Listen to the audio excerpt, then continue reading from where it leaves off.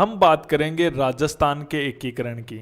ऐसा कोई एग्जाम नहीं है कि राजस्थान के एकीकरण से प्रश्न नहीं आता हो। अच्छी तरह से समझना इसको। एग्जाम में इतने गजब के क्वेश्चन आ रहे हैं, सही तरीके से पढ़ोगे तो आपका सिलेक्शन कोई रोक नहीं सकता। नहीं तो क्या होगा, एग्जाम तक हम केवल मैटर इकट्ठा करते रहेंगे, कंटेंट इकट्ठा करते रहेंगे। अब आपको कंटेंट इकट्ठा करने की जरूरत नहीं है। जो मैं बता रहा हूं बस वैसे चलते रहो, सफलता आपके कदमों में होगी और पक्का होगी। जैसे मैं बता रहा हूं बस वैसे चलना आपको। राजस्थान का एकीकरण, इतने जटिल क्वेश्चन आजकल इससे पूछे जा रहे हैं कि हम जो पढ़ाई कर रहे हैं वो कहीं ना कहीं सफिशिएंट नहीं है। तो पूरा हिंदी ग्रंथ अकादमी पर आधारित पूरा रिसर्च करके अपन पढ़ेंगे। तो एकीकरण के समय जो कुल रियासतें थी, एकीकरण के समय कुल रियासतें थी वो 19 थी। कितनी थी? 19 थी। लेकिन आपको 22 ध्यान रखनी है, 22 रियासतें ध्यान रखनी है। 22 क्यों ध्यान रखनी है? क्योंकि 3 रियासतें और थी। कौन कौन सी थी? इडर, इडर के अलावा विजयनगर और उसके अलावा दांता। ये तीनों गुजरात में मिला दी गई है। तो आपसे पूछे कि कितनी रियासतें थी, 19 थी कि 22 थी, तो आपका उत्तर क्या होना चाहिए? 22 थी। ये सही होगा क्योंकि राजस्थान में 3 रियासतें और थी।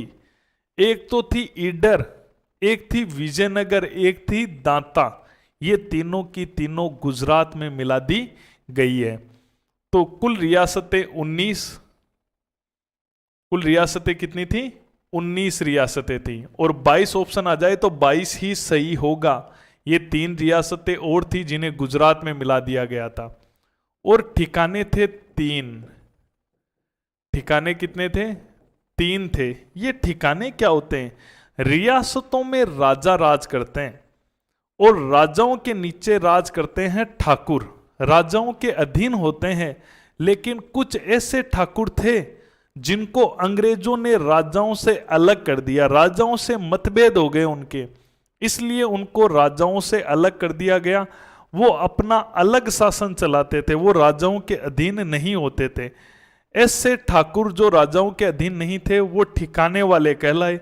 ऐसे 3 ठिकाने हमारे राजस्थान में थे।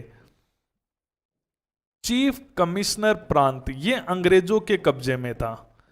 चीफ कमिश्नर प्रांत था अपने एक अजमेर मेरवाड़ा, जो अंग्रेजों का केंद्र हुआ करता था। अजमेर मेरवाड़ा, ये हमारे एकीकरण के समय की स्थिति है। 19 रियासतें, 3 ठिकाने और 1 चीफ कमिश्नर प्रांत। तो देखो थोड़ा सा राजस्थान के अंदर, तो सबसे बड़ी रियासत जो थी, सबसे बड़ी रियासत थी मारवाड़ या जोधपुर। जोधपुर कह दो या मारवाड़ कह दो, ये सबसे बड़ी रियासत थी मारवाड़। ये सबसे बड़ी रियासत थी। सबसे छोटी रियासत थी शाहपुरा। सबसे छोटी कौन सी थी? शाहपुरा रियासत। ये सबसे छोटी हुआ करती थी। और सबसे पुरानी रियासत थी मेवाड़, जिसे उदयपुर भी कहते हैं। उदयपुर या मेवाड़। और सबसे नई रियासत थी वो थी झालावाड़। झालावाड़ 1838 में बनी थी। सबसे बड़ी रियासत जब एकीकरण हो रहा था तो सबसे बड़ी रियासत थी जोधपुर। मारवाड़ होनी थी भाई, इसके अंदर बाड़मेर, बालोतरा, ठीक है, और ये पाली पूरा आता था, नागौर, कुचामन, डीडवाना क्षेत्र, बीकानेर के नीचे वाला इलाका जो नागौर वाला है वो बीकानेर, तो बीकानेर अलग रियासत थी। नीचे का इलाका बीकानेर का, थोड़ा बहुत जैसलमेर का इलाका जो पोखरण वाला बेल्ट है वो। इस प्रकार से बहुत बड़ी जालोर, सांचौर, ये सब इलाके मारवाड़ रियासत के अंग हुआ करते थे। तो बहुत बड़ी रियासत थी। और सबसे बड़ी रियासत हो गई। सबसे छोटी रियासत शाहपुरा थी। सबसे छोटी रियासत शाहपुरा रियासत। और सबसे पुरानी थी मेवाड़। मेवाड़ का वंश जो गुहिल वंश है बहुत पुराना है, कहते हैं कि 734 ईस्वी में बप्पा रावल ने यहां स्थापना की थी, लेकिन मैं कहता हूं ये उससे भी पुराना है। शीला द्वितीय उनके समय का है, ये तो काफी पुराना है। और सबसे नई झालावाड़ थी जो अंग्रेजों ने बना के दी थी 1838 में मदन सिंह झाला को। उसके अलावा हम बात करें तो ठिकाने थे 3। एक ठिकाना था निमराणा। निमराणा था अलवर में। ये ठाकुर राजाओं से अलग हो चुके थे, निमराणा अलवर। और एक था लावा टोंक, और एक था कुशलगढ़ बांसवाड़ा। इस प्रकार से निमराना अलवर, लावा टोंक और कुशलगढ़ बांसवाड़ा, ये 3 क्या हुआ करते थे, ठिकाने हुआ करते थे। और एक चीफ कमिश्नर प्रांत था जो अजमेर मेरवाड़ा के नाम से जाना जाता था। तो एक था चीफ कमिश्नर प्रांत जो किस नाम से जाना जाता था, अजमेर मेरवाड़ा के नाम से जाना जाता था। ये है चीफ कमिश्नर अजमेर मेरवाड़ा। अजमेर मेरवाड़ा। तो ये सीन था पहले का। अब देखो एकीकरण की जो मैं बातें बता रहा हूं उनको अच्छी तरह से आपको याद रखनी है, अच्छी तरह से समझना है। देखो एकीकरण कई चरणों के अंदर हुआ था। एकीकरण कई चरणों के अंदर हुआ। तो सबसे पहले हम बात करें इसके चरण की, कि एकीकरण कितने चरणों के अंदर हुआ, क्या कहानी है उसकी। एकीकरण, तो एकीकरण कई चरणों के अंदर हुआ था। एकीकरण की डेटें हमें ध्यान रखनी है कि कब कब एकीकरण हुआ था, उसकी दिनांक ध्यान रखनी है। उसके अलावा उसका नाम क्या रखा गया था, ठीक है, नाम क्या था, उस चरण का नाम क्या था, ये चीजें आपको ध्यान में रखनी है। उसके अलावा उसमें कौन कौन सी रियासतें थी, रियासतें कौन कौन सी शामिल हुई थी, ये आपको पता होनी चाहिए, कौन सी रियासतें शामिल हुई थी। उसके अलावा आपको पता होना चाहिए उनकी राजधानी कौन सी थी। उसके अलावा आपको पता होना चाहिए कि उनके उद्घाटनकर्ता कौन थे, उनके उद्घाटनकर्ता कौन थे, कि कौन उनका उद्घाटन करता था और कहां पर उनका उद्घाटन हुआ था, उद्घाटन स्थान। ये एग्जाम के अंदर पूछे जाते हैं। अभी तो ये सारणी याद कर लेना, मैं कहता हूं कि निश्चित रूप से अभी ये सारणी और बड़ी है। अभी मैं कुछ महत्वपूर्ण बातें आपको बता रहा हूं, इसको ढंग से समझना अच्छी तरह से। तो एकीकरण जो है वो कई चरणों के अंदर हुआ था। 7 चरण लगे थे। कितने चरण लगे थे? 7। प्रथम, द्वितीय, तृतीय, चतुर्थ। पूरी स्टोरियां बताऊंगा आपको, कोई गाइड कोई किताब है वो छेड़ने की जरूरत नहीं है। छठा और 7वां, सप्तम कह दो, 7वां कह दो, ठीक है। पहला दूसरा लोगे तो 7वां वैसे कर लो चाहिए, ठीक है। आधा आधा हो गया मेरा तो, प्रथम द्वितीय तृतीय चतुर्थ वैसे हो गया, पहला दूसरा तीसरा चौथा पांचवा कर लो, या इसको फिर वैसे लिख लो षष्टम, और वैसे करो षष्ठ और सप्तम, पहला दूसरा कर लो। 7 चरण के अंदर एकीकरण हुआ था। तो पहला चरण एकीकरण का कितने चरणों में हुआ? 7 चरणों के अंदर एकीकरण हुआ था। तो 7 चरण एकीकरण के जो है उनको अच्छी तरह से आपको समझना होगा। बस आप तो समझ लो, जितना मैं बता रहा हूं उस अकॉर्डिंग चलते रहो बस।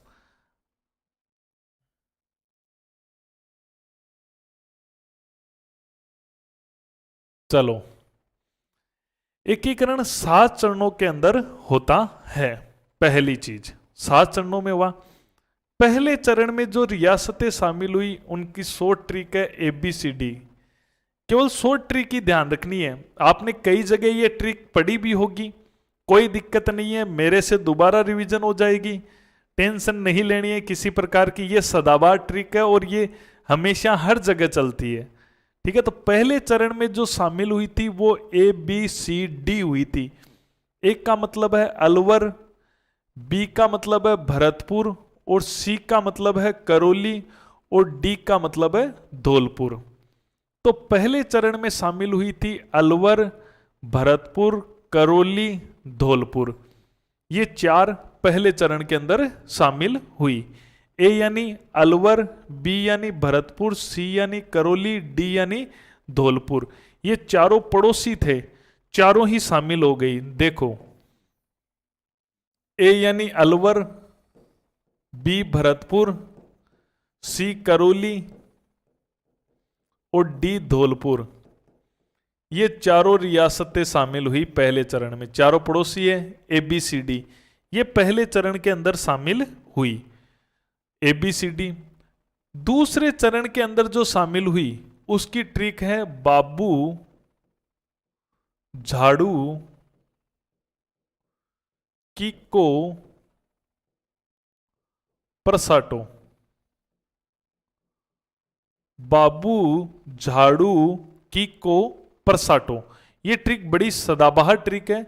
बा का मतलब है बांसवाड़ा, बू बूंदी, झा झालावाड़, डू डूंगरपुर, की किशनगढ़, को कोटा, प्र प्रतापगढ़, सा शाहपुरा, टो टोंक। तो बाबू, झाड़ू, किको, परसाटो। पहले चरण में ABCD, दूसरे चरण में बाबू, झाड़ू, किको, परसाटो। तो बाबू बनने के बाद में झाड़ू और किको, परसाटो। तो बाबू, झाड़ू, किको, परसाटो, ये हो गया। दूसरे चरण में यानी यानी बांसवाड़ा, बूंदी, झालावाड़, डूंगरपुर, किशनगढ़, कोटा, प्रतापगढ़, शाहपुरा, टोंक। तो आपसे सीधा क्वेश्चन आ जाए कि दूसरे चरण में कितनी रियासतें शामिल हुई? 1 2 3 4 5 6 7 8 9। इस ट्रिक से बता सकते हो। या क्वेश्चन आएगा कि दूसरे चरण में कौन सी रियासत शामिल नहीं हुई, तो आपको ये 9 रियासतों के नाम इस ट्रिक से याद रहेंगे, तो आप बता दोगे ये शामिल हुई, ये नहीं हुई। और मैं तो कहता हूं पूरी चीजें आपको अच्छी तरह से याद हो जाएगी। तीसरे चरण में कुछ नहीं हुआ, इसी चरण में उदयपुर जोड़ दिया गया। ये 9 रियासतें थी, इनमें उदयपुर और जोड़ दिया गया। तो तीसरे चरण में आपसे पूछे कौन जुड़ा? उदयपुर। या आपसे ऐसे पूछे तीसरे चरण में कितनी रियासतें थी, तो तीसरे चरण के अंदर 10 रियासतें थी। 10 है ना, 9 ये और उदयपुर इसके अंदर जुड़ा है, तो 10 रियासतें थी। जुड़ी केवल एक थी उदयपुर, और थी कितनी रियासतें तीसरे चरण में? 10 रियासतें थी। आपने अगर कहीं पर भी ये पढ़ रखा है, आपको आता है, तो भी इस क्लास को बिल्कुल मत छोड़ना। मैं ऐसी बातें बता रहा हूं, आप ध्यान से सुनना, क्वेश्चन किस प्रकार के आ रहे हैं वो साथ में बता रहा हूं। इसी में ही जुड़ गई ये, उदयपुर जुड़ गया। इसी के अंदर अब जुड़ गए जे जे जे और बी।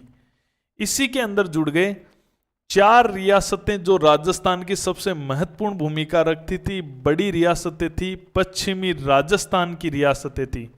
सबसे पहले पश्चिमी राजस्थान की जैसलमेर, फिर जोधपुर, फिर जयपुर, फिर बीकानेर। पश्चिमी राजस्थान में आता है जयपुर का आधा इलाका।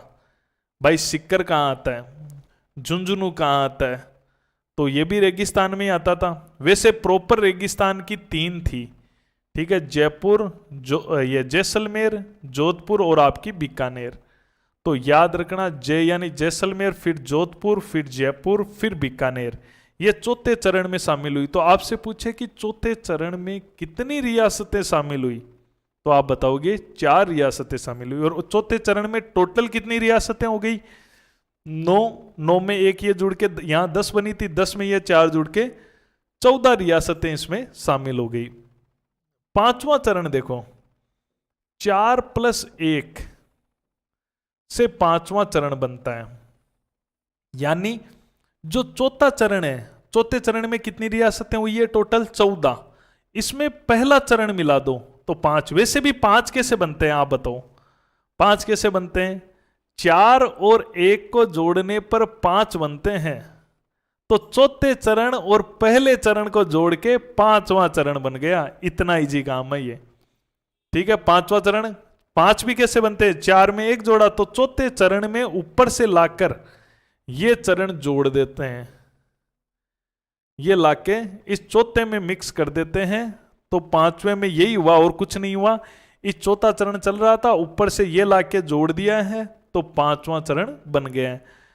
जैसे मैं बना रहा हूं हूबहू वैसा ही आपको उतारना है।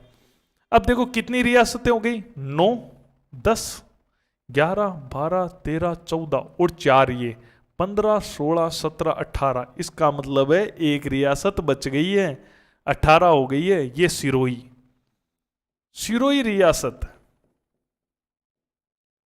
ये सबसे लास्ट में शामिल हुई। इसको लेकर बड़ा विवाद छिड़ा था। अपन एक एक चरण की मैं आपको ये सारणी भी बता रहा हूं और इनसे आने वाले बातें, इनसे होने वाले विवाद सब पर चर्चा करूंगा।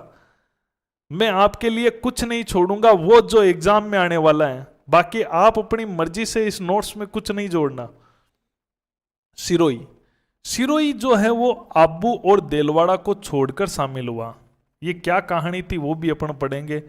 लास्ट रियासत शामिल हो चुकी है आबू और देलवाड़ा को छोड़कर। ये कहानी क्या है वो अपन, आबू देलवाड़ा क्यों छोड़े गए, क्या हुआ पटेल के साथ, क्या विवाद हुआ, वो सब बातें मैं आपको बताऊंगा। 7वां जो चरण है, 7वें चरण में इस आबू देलवाड़ा को भी शामिल कर लिया गया। आबू देलवाड़ा, आबू देलवाड़ा भी शामिल हो गया और उसके अलावा अजमेर मेरवाड़ा भी शामिल हो गया। ये अजमेर मेरवाड़ा जो अंग्रेजों का था केंद्र शासित प्रदेश, ये भी शामिल हो गया। अरे एक मध्य प्रदेश से हमने लिया सुनेल टप्पा, इसकी क्या कहानी है वो भी मैं आपको बताऊंगा। मध्य प्रदेश से लिया गया सुनेल टप्पा, तो ये सुनेल टप्पा तो ये शामिल हो गए इसके अंदर। तो पहले चरण में ABCD, दूसरे में बाबू झाड़ू कीको परसाटो, तीसरे में इसमें उदयपुर जुड़ गया, चौथे में इसमें जय बी जुड़ गया। 5वां चरण बना है चौथे चरण और पहले चरण को जोड़कर, तो 18 हो गई। अब एक रियासत बची हुई थी तो वो एक रियासत आ गई इसमें, सिरोही, जो आबू और देलवाड़ा को छोड़ के शामिल हुई थी। 7वें चरण में आबू देलवाड़ा वापस आ गया राजस्थान में, अजमेर मेरवाड़ा आ गया और उसके अलावा एक मध्य प्रदेश से सुनेल टप्पा आ गया। अब देखो इनकी डेटें कैसे याद करनी है। डेटें आप कैसे याद करोगे? देखो डेटें ऐसे याद करोगे कि संपूर्ण 7वां चरण पूरा हुआ, इसका मतलब है कि संपूर्ण राजस्थान का निर्माण हुआ। तो संपूर्ण राजस्थान का निर्माण हुआ तो 1 नवंबर 1956, 1 नवंबर 1956 को संपूर्ण राजस्थान का निर्माण होता है। तो इसका मतलब है 7वां चरण कंप्लीट होता है। आपसे एक क्वेश्चन ये भी आ सकता है कि संपूर्ण राजस्थान कब बना? 1 नवंबर 1956 को। हमारा संविधान कब लागू हुआ देश का? 26 जनवरी को। और 26 जनवरी को 1950 को हमारा 6ठा चरण कंप्लीट हुआ था। तो 6ठा चरण कब कंप्लीट हुआ था? 6ठा चरण 26 जनवरी 1950 को, जब हमारा संविधान लागू हुआ तब कंप्लीट हुआ, ये याद रह जाएगा।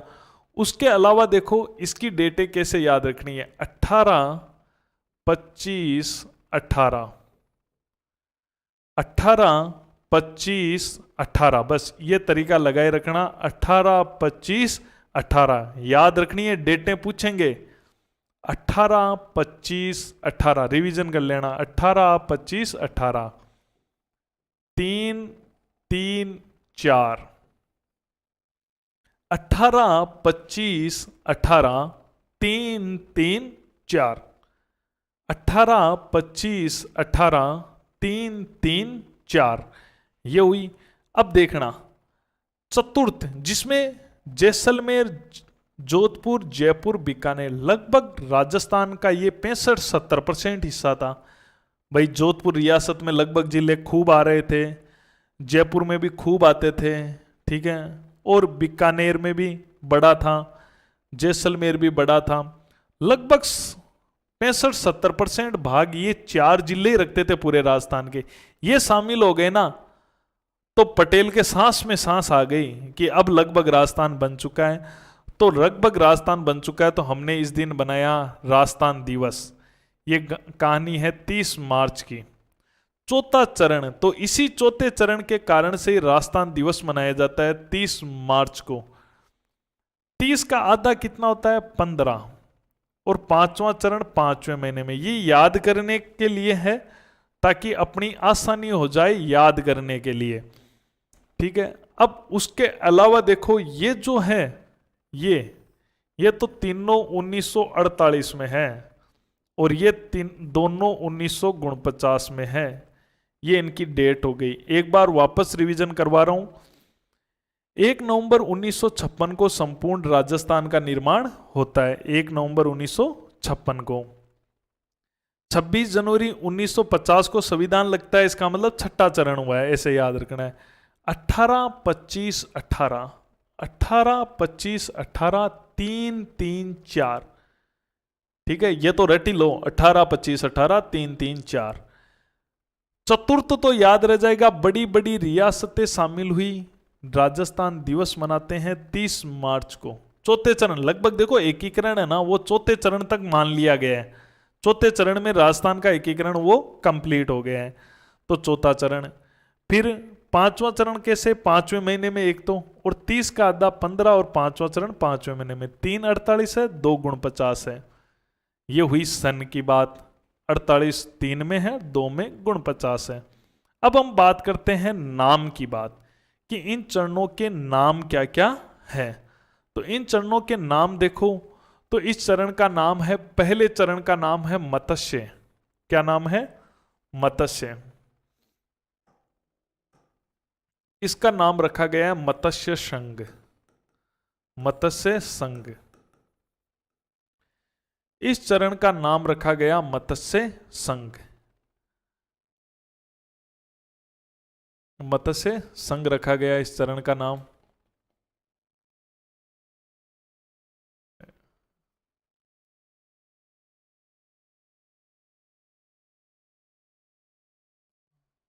मैं यही देख रहा था स्क्रीन पे कि आपको कोई कट तो नहीं लग रहा है। ठीक है, चलो, दिखाई दे रहा आपको मत्स्य संघ। कैमरा यहां तक पहुंच पा रहा है अच्छे से। तो मत्स्य संघ, इसको नाम मत्स्य संघ दिया गया। देखो दिखाता हूं मैं आपको। ये पहले चरण में अलवर, भरतपुर, धौलपुर और करौली शामिल हुआ। इसको नाम मत्स्य क्यों दिया गया? इसको मत्स्य इसलिए दिया गया क्योंकि महाभारत काल में भी ये इलाका मत्स्य नाम से जाना जाता था। जब जनपद युग चलता था तब इसका नाम मत्स्य हुआ करता था। और ये नाम की सिफारिश की थी के.एम. मुंशी ने। के.एम. मुंशी, कन्हैया लाल माणिक्य लाल मुंशी ने इसकी सिफारिश की। सब बातें मैं आपको लिखवा दूंगा। तो कन्हैया लाल माणिक्य लाल मुंशी, के.एम. मुंशी, के.एम. मुंशी ने ही इसका नाम मत्स्य संघ सुझाया था। तो ये मत्स्य संघ नाम क्यों पड़ा? क्योंकि अलवर, भरतपुर, करौली, धौलपुर इनके इलाके महाभारत काल में मत्स्य नाम से जाने जाते थे। के.एम. मुंशी के कहने पर इसका नाम क्या रख दिया गया? मत्स्य संघ रख दिया गया। इसे कहा गया पूर्वी राजस्थान। क्या कहा गया? पूर्वी राजस्थान कहा गया इसे। दूसरे चरण को पूर्वी राजस्थान कहा गया। पूर्वी राजस्थान, या इसे ही कहा गया संयुक्त राजस्थान। क्या कहा गया? संयुक्त राजस्थान। इसके कई नाम हैं, ठीक है, इसके कई नाम है। मैं आपको इसमें इतनी जगह नहीं है। जब मैं आपको दूसरा चरण पढ़ाऊंगा तब मैं आपको बताऊंगा कि इसके और क्या क्या नाम है। तो इसका नाम हो गया अपने पास में, एक तो पूर्वी राजस्थान, इसे राजस्थान संघ भी कहा जाता है, इसे संयुक्त राजस्थान भी कहा जाता है, इसे राजस्थान यूनियन भी कहा जाता है, इसे यूनाइटेड राजस्थान भी कहा जाता है, इसे यूनाइटेड स्टेट ऑफ राजस्थान भी कहा जाता है। कई नामों से दूसरा चरण जाना जाता है। इसे वैसे जनरली पूर्वी राजस्थान कहा जाता है। तो ये पूर्वी राजस्थान क्यों नाम पड़ा? देखो, जो दूसरा चरण है, दूसरे चरण के अंदर आप देख रहे हो कि दूसरे चरण में कौन कौन सी रियासतें शामिल हुई है। बाबू, झाड़ू, किको, परसोटो। बा यानी बांसवाड़ा, बाबू, बू यानी बूंदी, बाबू, झा झालावाड़, डू डूंगरपुर, बाबू झाड़ू, किको किशनगढ़, किको कोटा, किको परसाटो प्रतापगढ़, सापुरा, टो टोंक। तो इस प्रकार से ये रियासतें किधर की है? ये क्या राजस्थान के पश्चिम की रियासतें हैं या पूर्वी राजस्थान की रियासतें? मुझे बताओ भाई, ये किस तरफ की रियासतें हैं राजस्थान में? तो ये राजस्थान में पूर्वी राजस्थान की रियासतें हैं, इसलिए इसे क्या कहा गया? पूर्वी राजस्थान नाम दिया गया। तो इसका पूर्वी राजस्थान नाम वो सटीक लगा। ठीक है, इसमें फिर क्या हुआ? इसके अंदर उदयपुर संयुक्त हो गया, इसमें उदयपुर जुड़ गया, तो इसी को नाम रखा गया संयुक्त राजस्थान। क्या नाम रखा गया? संयुक्त राजस्थान। इसका नाम रखा गया संयुक्त राजस्थान। तो यही संयुक्त राजस्थान के नाम से जाना गया। तो इसे भी संयुक्त राजस्थान कहा गया, ऊपर वाला भी संयुक्त राजस्थान। आप तो इसका पूर्वी राजस्थान अभी ध्यान रखो, ठीक है? इसे संयुक्त राजस्थान कहा गया, ऐसे ध्यान रख लो। उदयपुर इसमें संयुक्त हुआ, संयुक्त हुआ तो संयुक्त राजस्थान। इसके बाद में देखो, इसमें बड़ी बड़ी रियासतें, लगभग राजस्थान का 65% हिस्सा अब शामिल हुआ है। जोधपुर, जयपुर, जैसलमेर, बीकानेर, बड़ी बड़ी रियासतें। इसलिए रियल में वृद्ध राजस्थान मिल गया है भाई, वृद्ध राजस्थान का निर्माण हो चुका है। इसीलिए हम राजस्थान दिवस मना रहे हैं, ये राजस्थान बन गया। चौथे चरण में ही राजस्थान दिवस मना लेते हैं, चौथे चरण तक का ही महत्व होता है और राजस्थान दिवस मनाया जाता है। पांचवा चरण, अब देखो ऊपर से पांचवा चरण किसे बनाया? चौथा चरण जो वृद्ध राजस्थान है, वृद्ध राजस्थान है, उस वृद्ध राजस्थान में ऊपर से आके संयुक्त हो रहा है, संयुक्त हो रहा है। तो मैं इसका नाम रख दूं संयुक्त वृद्ध राजस्थान, संयुक्त वृद्ध राजस्थान। और जो छठा चरण है, छठा चरण को राजस्थान संघ कहा जाता है, राजस्थान संघ। ये नाम इस दूसरे चरण का भी है। और ये हमारा वर्तमान का राजस्थान, वर्तमान राजस्थान, इसे वर्तमान राजस्थान कहा जाता है। वापस देख लो नाम, महाभारत काल में अलवर, भरतपुर, करौली, धौलपुर मत्स्य संघ नाम से, मत्स्य नाम से जाने जाते थे, इसलिए मत्स्य संघ नाम रखा गया। ये सब पूरब की रियासतें शामिल हुई, इसलिए पूर्वी राजस्थान। उदयपुर संयुक्त, संयुक्त राजस्थान, बड़ी बड़ी रियासतें बन गया वृद्ध राजस्थान। वृद्ध राजस्थान में ऊपर से आके संयुक्त हुआ, संयुक्त वृद्ध राजस्थान। राजस्थान संघ और वर्तमान का राजस्थान, ये हो गए अपने इन चरणों के नाम। अब हम बात करते हैं इनकी राजधानी कौन सी थी। तो देखो, इनमें सबसे मेन जो रियासत थी वो थी अलवर रियासत। तो अलवर को राजधानी बनाया गया, सबसे मेन अलवर ही थी, तो अलवर को। इनमें सबसे मेन थी कोटा, बड़ी रियासतें थी ये, इनकी आय बहुत ज्यादा थी, इनका रुतबा बहुत ज्यादा था, तो कोटा को बनाया गया इस चरण में। इस चरण में जब देखो ये उदयपुर इन 9 में मिल गया, तो मेन कौन हो गया? उदयपुर मेन हो गया। तो कोटा को हटा के किसको बना दिया? उदयपुर को। इन 9 में ही तो मिला ना यहां पे उदयपुर तीसरे चरण में। और इनके अंदर फिर ये शामिल हो गई 4, तो उदयपुर हटाकर जयपुर बनाई गई, ये राजधानी हो गई। ऊपर मेन अलवर था, अलवर को बना दी। इनमें मेन कोटा था, कोटा को बना दी।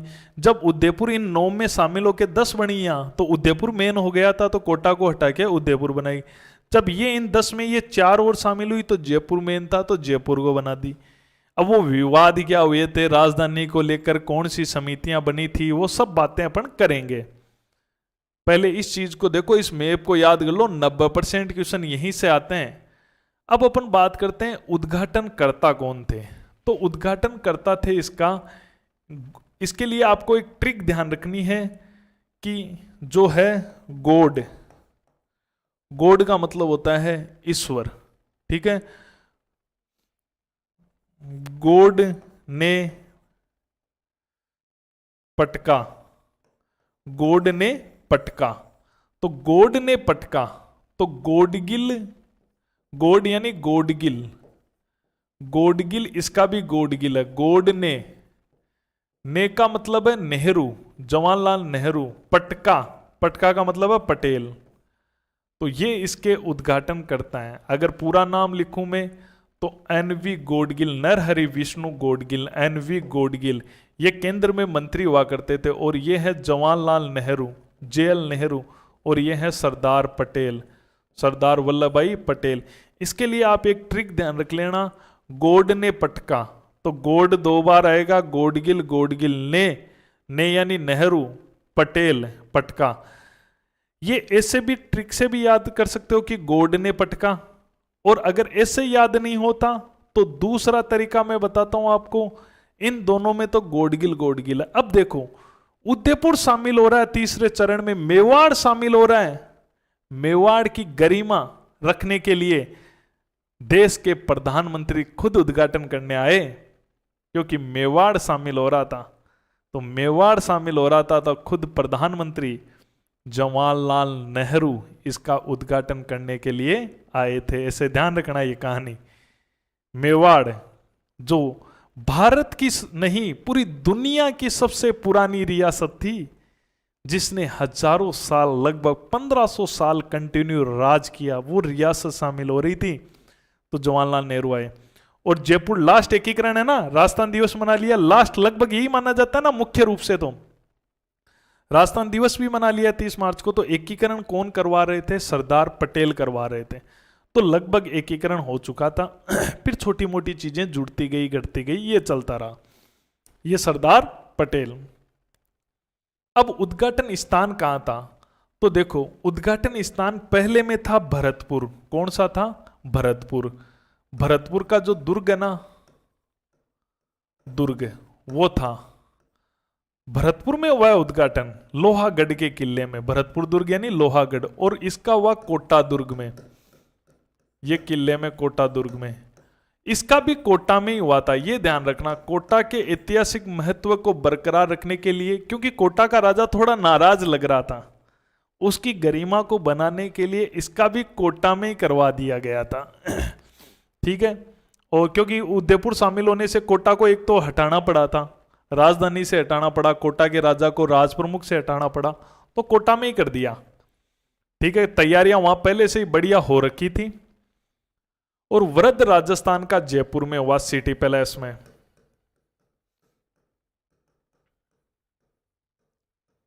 ये जयपुर के अंदर हुआ। तो उद्घाटन स्थान भी आपको ध्यान में रखने हैं। तो एक बार वापस देख लो, इसका पहले चरण का उद्घाटन भरतपुर में हुआ है, लोहागढ़ में।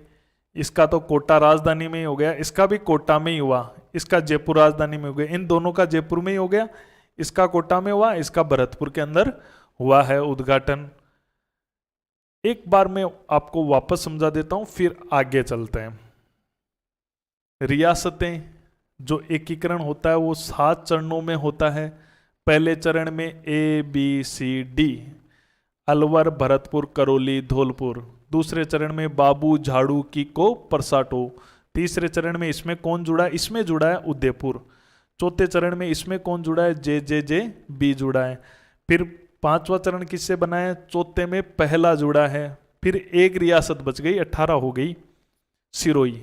ये आबू और देलवाड़ा को छोड़ के शामिल हुई। फिर 7वें चरण में आबू, देलवाड़ा, अजमेर, मेरवाड़ा और सुनेल टप्पा शामिल कर दिया गया।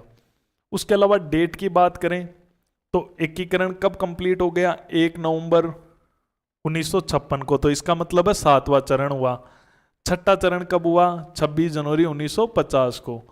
18, 25, 18, 3, 3, 4। चौथा चरण राजस्थान दिवस मनाते हैं 30 मार्च को। 30 का आधा 15 और 5वां चरण 5वें महीने में। 3, 48, 2 गुण 50 हो गई। ये बात अपनी डेट की बात हो गई। अब चरणों के नाम की बात करते हैं। तो देखो, मत्स्य संघ पहले का, क्योंकि अलवर, भरतपुर, करौली, धौलपुर ये महाभारत काल में मत्स्य नाम से जाना जाता था, तो KM मुंशी की सलाह पर इसको मत्स्य संघ। पूर्वी राजस्थान, क्योंकि ये रियासतें हैं ये पूर्वी राजस्थान की थी, इसलिए इसे पूर्वी राजस्थान कहा गया। उदयपुर संयुक्त हुआ, संयुक्त राजस्थान।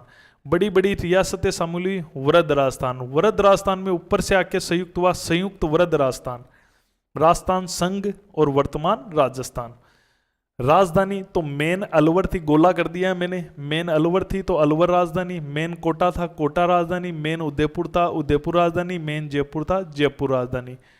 उद्घाटन करने वाले देख लो, गोड ने पीटा, गोड ने पीटा, गोडगिल गोडगिल और नेहरू ने पीटा। ट्रिक भूल गए, कोई बात नहीं, दो का गोडगिल है, ने जवाहरलाल नेहरू खुद आए और लास्ट में संपन्न पटेल ही कराने वाले थे, एकीकरण उन्हीं के हाथों में था। उनके हाथों में क्यों था, किस लिए था, वो अपन पढ़ेंगे, ठीक है। उसके अलावा भरतपुर दुर्ग में हुआ है इसका, ये ध्यान रखना, भरतपुर दुर्ग में, इसका कोटा दुर्ग में, कोटा में, और सिटी पैलेस जयपुर के अंदर हुआ है। तो ये सारणी आपको अच्छी तरह से ध्यान में रखनी है। उसके अलावा भी आपको एक सारणी और ध्यान में रखनी है, आजकल एग्जाम में बहुत पूछा जा रहा है। यही सारणी मैं दोबारा बनाऊंगा लेकिन अलग तरीके से, ठीक है। अगले पेज में चलते हैं। आप तो बस समझते रहो, ठीक है। ये चरण वापस लिख रहा हूं, एक बार चरण चरण ही लिखूंगा ताकि सारणी वो बरकरार रहे। आप एक पेज में बना सको, मुश्किल है बनना तो, लेकिन प्रयास कर सकते हो, एक पेज में बना सकते हो। तो प्रथम चरण, द्वितीय चरण, 7 चरणों में हुआ ना, तृतीय चरण और चतुर्थ चरण। द्वितीय तृतीय में कुछ में गैप चाहता हूं इसलिए, चतुर्थ, पंचम, षष्टम, षष्ठ और सप्तम, ये है। तो प्रथम चरण देखो,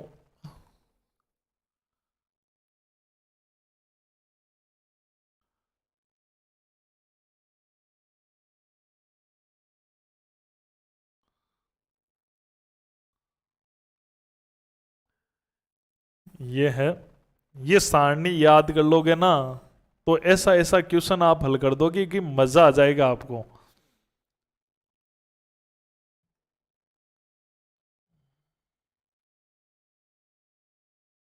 थोड़ा गैप दे देता हूं,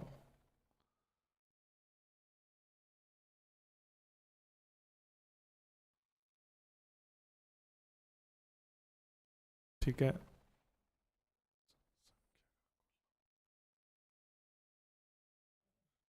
देखो ढंग से समझना इस चीज को।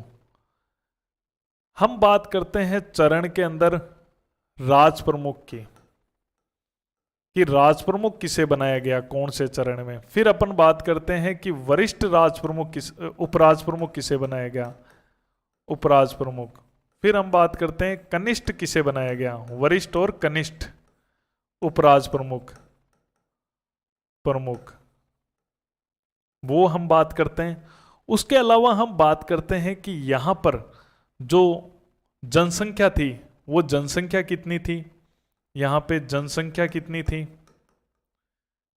यहां का क्षेत्रफल कितना था। पहले क्षेत्रफल ले लेता हूं मैं, चलो पहले क्षेत्रफल ले लेता हूं। क्षेत्रफल कितना है किसका, आजकल यहां से क्वेश्चन आ रहा है, जो हिंदी ग्रंथ अकादमी है बस उसी को फोकस करेंगे। और उनकी जो जनसंख्या है वो कितनी हुआ करती थी। उसके अलावा अगर अपन देखें इनकी तो वार्षिक आय देख सकते हैं, वार्षिक आय। और वार्षिक आय के अलावा आप क्या देखोगे, तो जगह नहीं है, जगह कर लेते हैं, ठीक है। तो क्षेत्रफल और उस हिसाब से जगह भी करनी पड़ेगी। क्षेत्रफल को थोड़ा कम ले लेते हैं।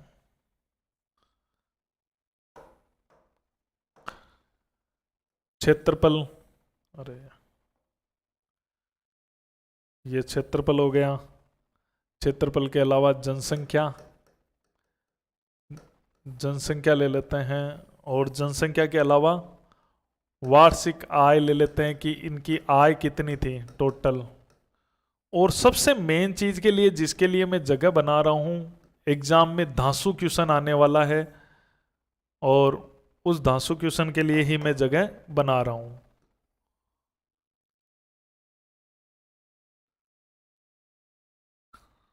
चलो, वो क्या है, मंत्रिमंडल। कितने मंत्री बनाए गए, क्या हुआ, वो सब देखते हैं। मंत्रिमंडल, कौन कौन मेंबर थे मंत्रिमंडल के, ये थोड़े से आपको समझने हैं। चलो देखो, पहला चरण जब बना, पहले चरण में कौन शामिल हुए, अलवर, भरतपुर, करौली, धौलपुर। तो सबसे मेन कौन है भाई, अलवर। इसका मतलब है अलवर का राजा ही राज प्रमुख बनेगा। लेकिन अलवर का राजा नहीं बना, उसकी एक कहानी है, वो अपन बाद में देखेंगे। बी, तो 2 नंबर भरतपुर मेन हुआ करता था रियासतों में। अगर इनमें 4 में देखे तो 2 नंबर भरतपुर का रुतबा था, वो भी नहीं बना। इसका मतलब कोई कारण हो रहा है। अलवर को कैंसिल कर दिया गया, जो सबसे महत्वपूर्ण है, उस राजा को नहीं बनाया, भरतपुर के राजा को नहीं बनाया, नंबर आ गया धौलपुर के राजा का। ये कहानी में थोड़ा सा ट्विस्ट है जो अपन पढ़ेंगे। तो यहां धौलपुर के राजा का नंबर आया, और धौलपुर के राजा थे उदय भान सिंह। क्या नाम था, उदय भान सिंह। उदय भान सिंह कहां के राजा थे, धौलपुर के राजा थे। इनका नंबर आ गया राज प्रमुख में, उदय भान सिंह का। ठीक है, अब दूसरे में मेन कौन है, दूसरे में तो कोटा ही मेन है, तो कोटा का राजा बनेगा भीम सिंह। भीम सिंह, राव भीम सिंह है कोटा का राजा, यही बना है। तीसरे चरण में देखो मेन कौन है, उदयपुर। तो उदयपुर वाले को ही बना दिया। उदयपुर का था महाराणा भूपाल सिंह। महाराणा भूपाल सिंह, महाराणा भूपाल सिंह उदयपुर का महाराणा था, उसका नंबर आ गया। चौथे में मेन कौन है भाई, चौथे में मेन है जयपुर का राजा, तो जयपुर को बना दिया गया। जयपुर जो राजधानी थी वही मेन हुआ करते थे, तो जयपुर का राजा था सवाई मान सिंह द्वितीय। तो सवाई मान सिंह जो द्वितीय था जयपुर का, और फिर यही चलता रहा आजादी तक। आजादी के बाद में 1956 तक ये चलता रहा, जब तक हमारा पूरा एकीकरण हुआ। तो उदय भान सिंह धौलपुर, देखो नंबर आना था अलवर का, नहीं आया। तो फिर भरतपुर का आना था, नहीं आया। यहां कोटा मेन था, कोटा का ही आया। यहां उदयपुर मेन है, उसका ही आया। यहां पर जयपुर मेन है, जयपुर का ही आया है। अब इसमें क्या हुआ था, अलवर और भरतपुर के राजाओं का नंबर नहीं आया, न राज प्रमुख में आया न उपराज प्रमुख में आया। यहां पर एक पोस्ट बनाई गई, केवल वरिष्ठ नहीं थी, केवल उपराज प्रमुख की थी, और वो नंबर आया गणेश पाल का, करौली वाले का। इसका मतलब है कि भरतपुर और अलवर वालों को छोड़ा गया है। वो कुछ गड़बड़ हो गई थी, वो अपन पढ़ेंगे प्रथम चरण में क्या समस्याएं आई थी।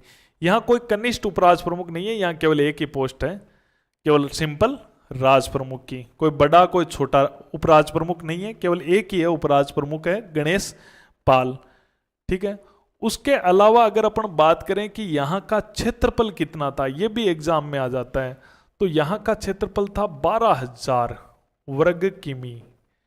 कितना था, 12,000 वर्ग किमी यहां का क्षेत्रफल। देखो जो हिंदी ग्रंथ अकादमी में दे रखा है, हम केवल उसी अकॉर्डिंग चलेंगे। और जनसंख्या बता रखी थी 18.38 लाख, 18 लाख के करीबन यहां की जनसंख्या हुआ करती थी। और वार्षिक आय दे रखी है 184 लाख, ये यहां की वार्षिक आय थी। यहां का मंत्रिमंडल, देखो यहां के मंत्रिमंडल में टोटल कितने थे, टोटल यहां पर जो थे वो टोटल रियासतें कितनी थी, टोटल रियासतें थी 4, अलवर, भरतपुर, करौली, धौलपुर। तो अलवर से शामिल किया गया था मास्टर भोलानाथ को। किसको शामिल किया गया, मास्टर भोलानाथ। ये पूछेंगे आपसे क्वेश्चन और धजियां उड़ा देंगे ये question. Master Bholanath, master Bholanath तो थे अलवर से। कहां से थे, अलवर से। एक आप जगह बना लेना, यहां जगह नहीं मिलेगी। एक मास्टर भोलानाथ वो था अलवर से। ए यानी अलवर, बी यानी भरतपुर। भरतपुर से 2 जने थे, युगल किशोर चतुर्वेदी, युगल किशोर चतुर्वेदी। भरतपुर प्रजामंडल के मेन हुआ करते थे, आपको पता है, युगल किशोर चतुर्वेदी और गोपीलाल यादव। गोपीलाल यादव, ये 2 तो थे भरतपुर से। ठीक है, ये 2 भरतपुर से थे। भरतपुर से 2 लिए गए थे, कोई लफड़ा हो गया था भरतपुर के अंदर, आंदोलन हो गया था, तो एक और लिया गया था भरतपुर से। 2 भरतपुर से मंत्रिमंडल में शामिल किए गए, अलवर, ए यानी अलवर, बी यानी भरतपुर, सी यानी करौली।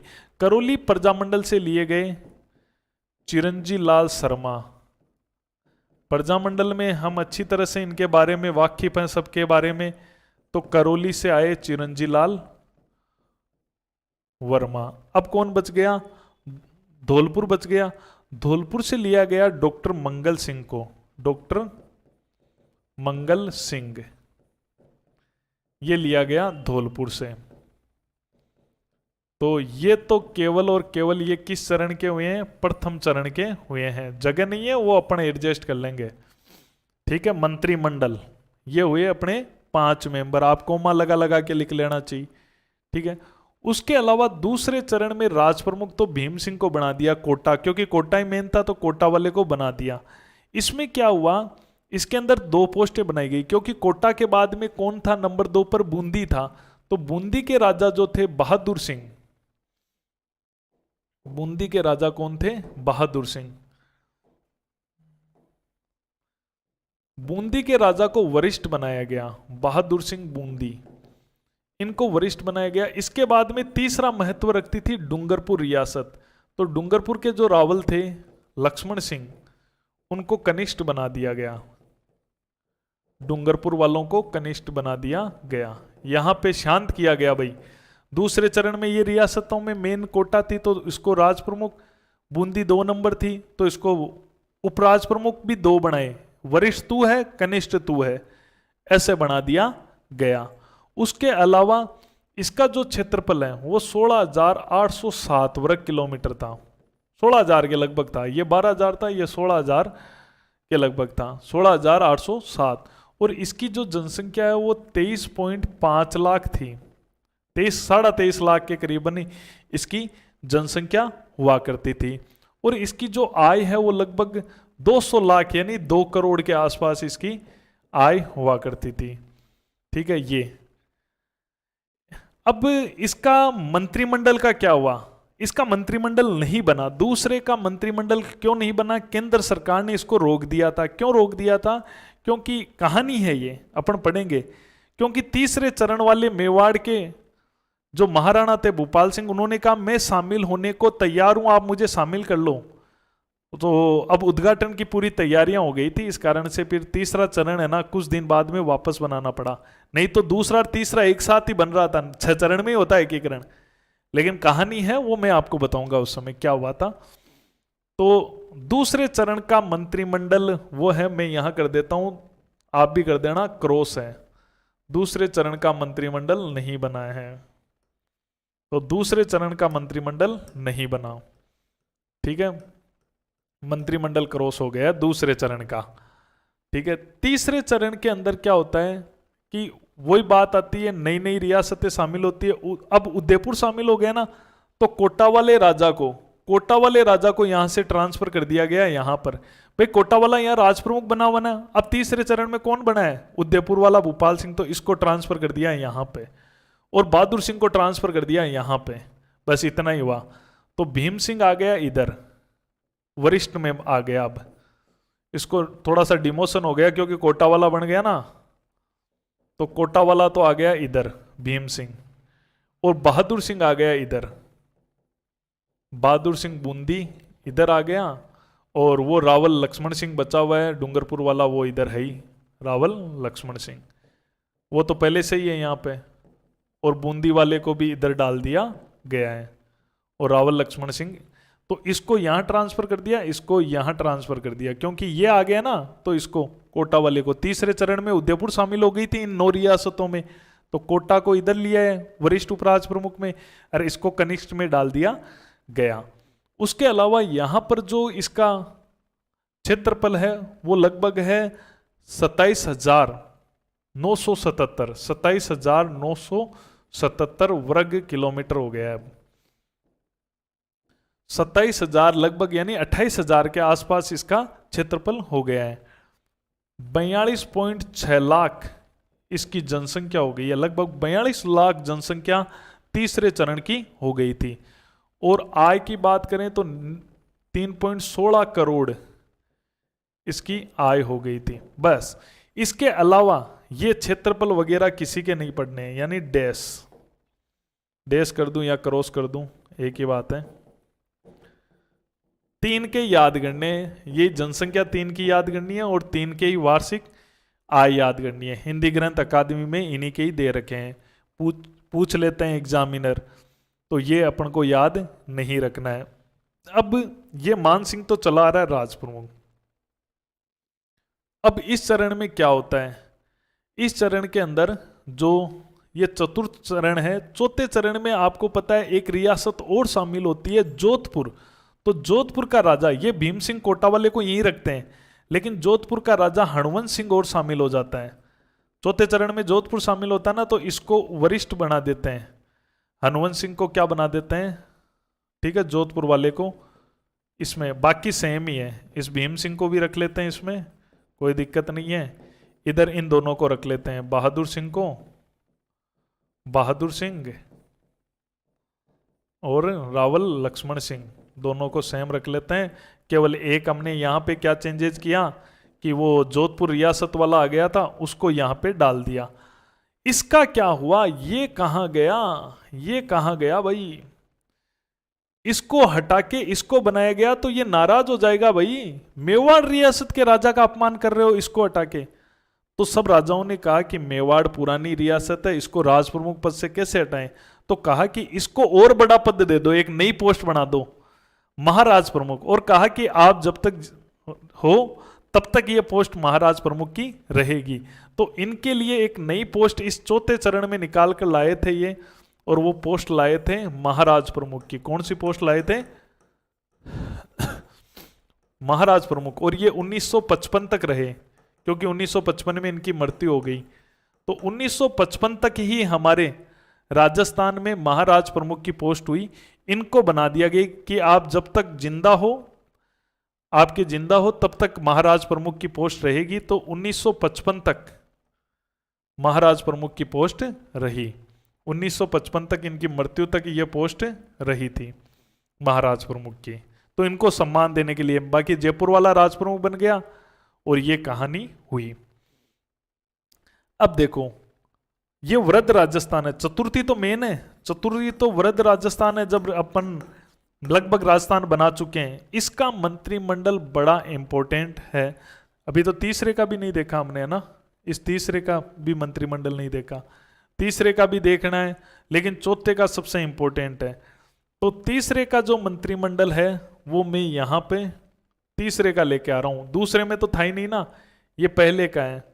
तो तीसरे का मंत्रिमंडल देखो, तीसरे का आएगा इसमें। तो तीसरे में आपको रियासतें पता है, बाबू झाड़ू किको परसाटो, ठीक है वो, और उसके अलावा उदयपुर मिक्स, तीसरे में हो गई थी ना उदयपुर मिक्स। बाबू झाड़ू किको परसाटो तो दूसरे में थी, लेकिन दूसरे में बनाया नहीं गया था। इसलिए नहीं बनाया गया था कि उदयपुर ने कहा कि मैं शामिल होना चाह रहा हूं दूसरे में। उदयपुर को कहा एक बार रुको, उद्घाटन की तैयारियां हो गई है, अब आपका वापस कर देंगे, ठीक है, उद्घाटन एक बार रुक जाओ।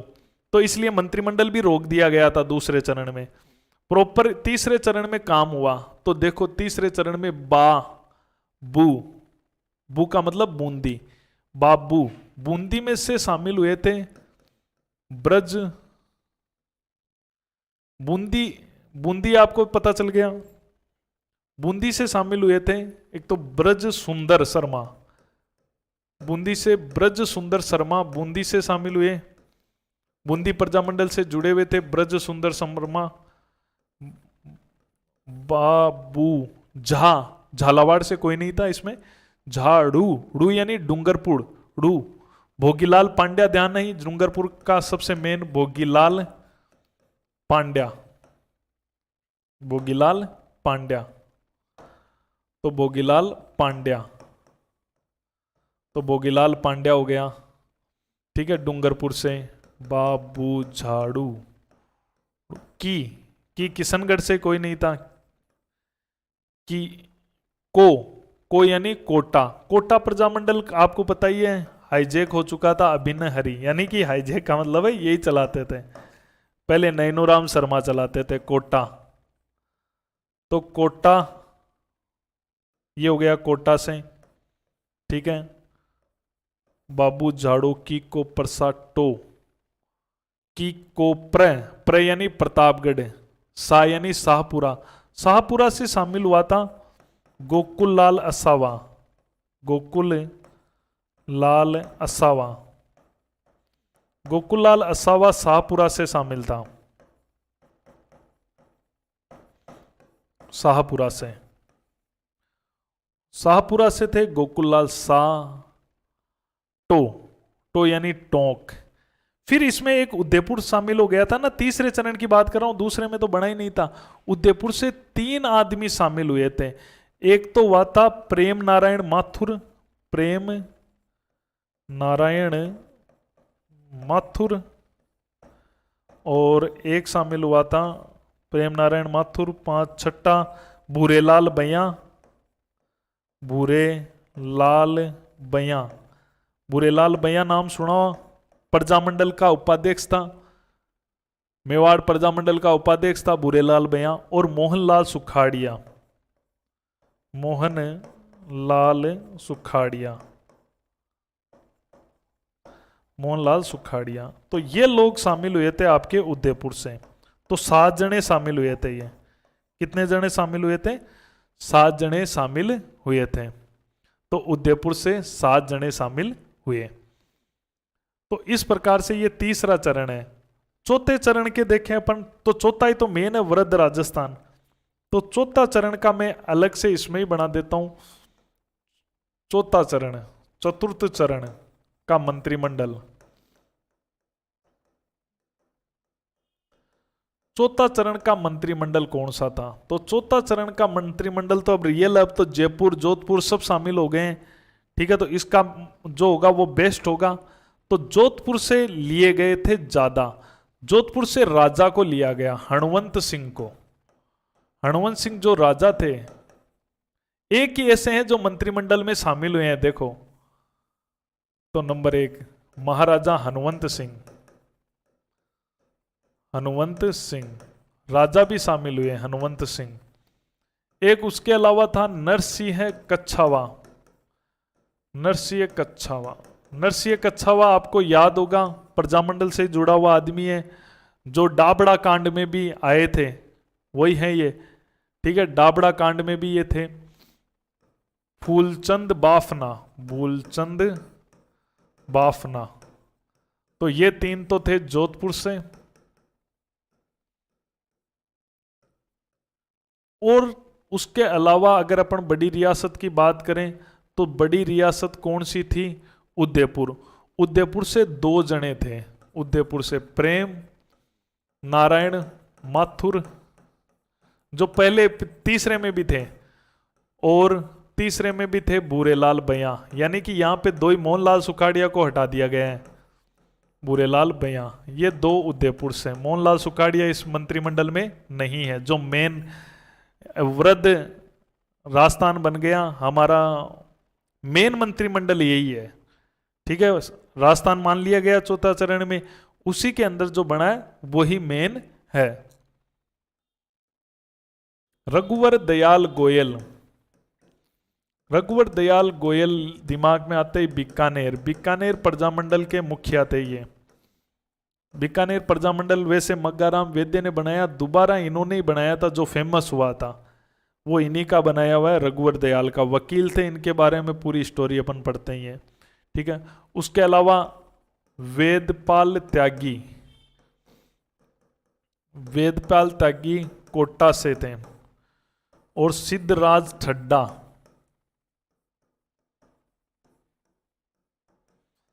ये जयपुर से थे। तो ये 8 जने हैं, ये मंत्रिमंडल के अंदर शामिल थे। तो ये 8 जनों का मंत्रिमंडल आपको ध्यान में रखना है, चौथा। फिर पंचम, पंचम में क्या हुआ था? पंचम चरण आपको याद है कि इसमें ऊपर से आकर एक रियासत मिली थी, तो उसका जो शोभाराम कुमावत, उसका जो ये एक रह गया क्या? प्रधानमंत्री नहीं बताए थे क्या इनके? चलो अब बता देता हूं, मंत्रिमंडल के बाद में प्रधानमंत्री की लिस्ट और बना देता हूं, ठीक है।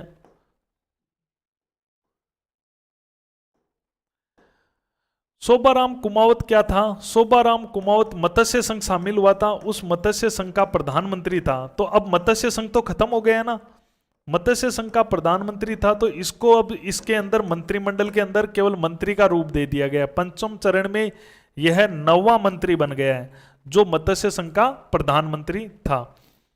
देखो शुरू में क्या हुआ था कि जो 4 चरण थे, 4 चरणों में चरण और प्रधानमंत्री, फर्स्ट चरण, सेकंड, थर्ड और फोर्थ, 4 में ही थे प्रधानमंत्री। ठीक है, तो पहले चरण में प्रधानमंत्री जो थे, प्रधानमंत्री वो बनाया गया था अलवर ना, अलवर का शोभाराम कुमावत, ये तो प्रधानमंत्री बना था उस मंत्रिमंडल का जो अभी हमने पढ़ा है। ठीक है, जगह हो तो मंत्रिमंडल के आगे वाला कॉलम प्रधानमंत्री का बना लेना। कुमावत असावा, गोकुललाल असावा, गोकुललाल असावा इसका क्या बना था? प्रधानमंत्री। और तीसरे चरण में तो गोकुललाल असावा को क्या बनाया गया है? मंत्री बनाया गया है तीसरे चरण में तो। और यहां कुमावत असावा वर्मा, माणिक्यलाल वर्मा, माणिक्यलाल वर्मा। और चौथा है हीरालाल शास्त्री। ये कहानी है। देखो वापस एक बार शुरुआत करता हूं एकीकरण के बारे में। एकीकरण के बारे में शुरुआत करता तो देखो एकीकरण के समय 19 रियासतें थी। अगर 22 ऑप्शन आए तो 22 ही करना है क्योंकि 3 गुजरात चली गई थी। उसके अलावा ठिकाने कितने थे? 3 ठिकाने थे। चीफ कमिश्नर प्रांत 1 था। सबसे बड़ी जोधपुर, सबसे छोटी शाहपुरा, सबसे पुरानी उदयपुर, सबसे नई झालावाड़। 3 ठिकाने निमराना, अलवर, लावा, टोंक, कुशलगढ़, बांसवाड़ा और एक केंद्र शासित अजमेर, मेरवाड़ा। ये चरण पढ़ी लिए 7 चरणों में हुआ। ये रियासतें, ये इनकी डेटें और ये इनके नाम, ये राजधानी इनकी, ये उद्घाटनकर्ता कौन थे, इसकी ट्रिक भी हो गई और उद्घाटन स्थान कौन से थे। अब हमने इसी को आगे बढ़ाया है। और राज प्रमुख कौन थे? तो देखो राज प्रमुख जो मेन है, अलवर मेन था, वो बनना था, लेकिन वो न बन के धौलपुर बना था। न अलवर बना न भरतपुर, दोनों को कुछ ही पद नहीं मिले। क्यों नहीं मिले इसकी कहानी अपन पढ़ेंगे। उसके अलावा देखो भीम सिंह, ठीक है, कोटा तो मेन था तो कोटा का भीम सिंह बन गया, भोपाल सिंह बन गया, मान सिंह बन गया। यहाँ पे करौली था तो करौली वाले को उपराज प्रमुख बना दिया, बाकी यहाँ कोई पोस्ट नहीं थी। यहाँ पे देखो तो 1200 वर्ग किमी का क्षेत्रफल, जनसंख्या, वार्षिक आय आंकड़े रटने हैं। उसके अलावा चारों रियासतों से 5 आदमी लिए गए, भरतपुर से 2 लिए गए, मास्टर भोलानाथ अलवर से, युगल किशोर पूछेंगे मंत्रिमंडल में शामिल कौन नहीं था या कहां से कौन था? युगल किशोर चतुर्वेदी, गोपीलाल यादव, ये तो तुम ऐसे ही बता दोगे क्योंकि प्रजामंडल में पढ़ते हैं कि ये दोनों भरतपुर के हैं, ये करौली का है और डॉक्टर मंगल सिंह धौलपुर का है। ये 5। दूसरे में देखो कोटा रियासत मेन थी तो कोटा वाले को राज प्रमुख बना दिया। बूंदी 2 नंबर थी तो वरिष्ठ उपराज प्रमुख बना दिया। उपराज प्रमुख भी 2 बनाने पड़े यहाँ। और कनिष्ठ बनाया डूंगरपुर वाले को। ये इसका क्षेत्रफल, ये जनसंख्या, ये वार्षिक आय, और इसका कोई मंत्रिमंडल नहीं बना। क्यों नहीं बना? क्योंकि तीसरे ने कहा था मेवाड़ ने कि मैं शामिल होना चाह रहा हूं, तो कहा कि अब कुछ दिन में तो इसको शामिल करना ही है, तो अभी मंत्रिमंडल क्यों बनाए, 7 में बनाएंगे।